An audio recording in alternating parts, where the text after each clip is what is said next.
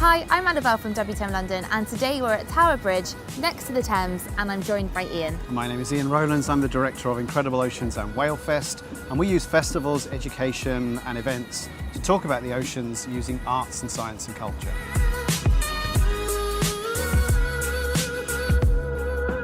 Today we're going to be talking about plastic pollution and what the travel industry can do to reduce it. So Ian, there's been a lot of coverage in the media about plastic pollution and how companies are trying to reduce that. Would you say there's been progress? Yes, since the Blue Planet 2 series came out on the BBC and Sir David talking about plastics, suddenly there's an awareness of it and you can have that conversation with anybody.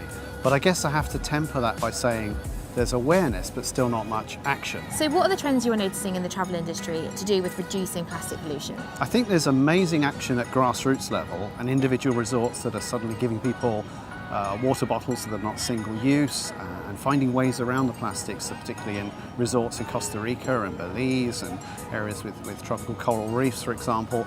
But I think on a wider scale, we're seeing governments like Kenya or Belize that want to take positive action, but that's not really being supported by Western nations who are sending many tourists. So take Kenya, for example, where there's been a ban on plastic bags and substantial fines, and yet we don't have those sorts of fines or legislation in our own country. Yeah. So they need support. Why should tourism businesses care about plastic? Well, I think there's three things that are going to come along and affect everyone, especially businesses, but also consumers. The first will be how it affects your pocket.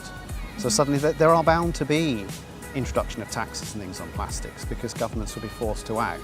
There'll be legislation and businesses will have to comply with that, so why not be ahead of the curve?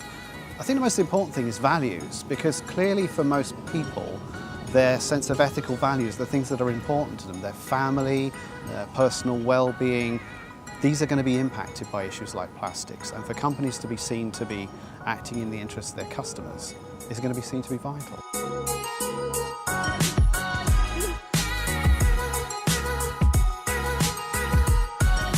What are some of the best solutions to plastic pollution that you've come across? Well, I mentioned alternatives to plastic, and I think people would be shocked at just how easy that is to find these days. There are plastics made of seaweed, plastics made of cornstarch, there's vegware. These things are all obvious that people can use. The other one that's really fascinating is the issue of nets in the ocean, what they call ghost gear, discarded fishing gear that carries on trawling and kills wildlife, but is also plastic.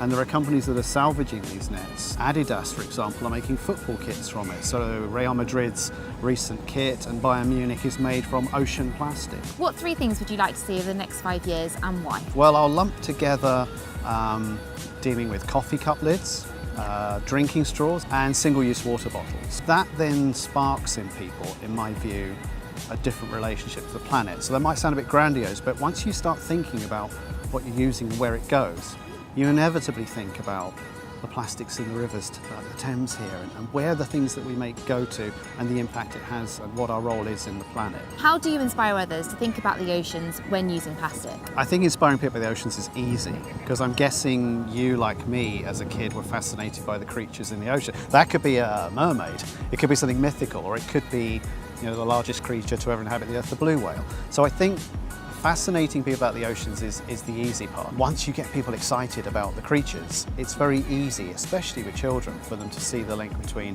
everyday actions that they take and the impact it has on the environment. So that's a wrap. Thank you again to Ian for joining us today. Where can people go to find out more about Incredible Oceans and Whale Fest? Well, I think most I'd love to meet people in person. We'll be at WTM on the stand, so come and see us.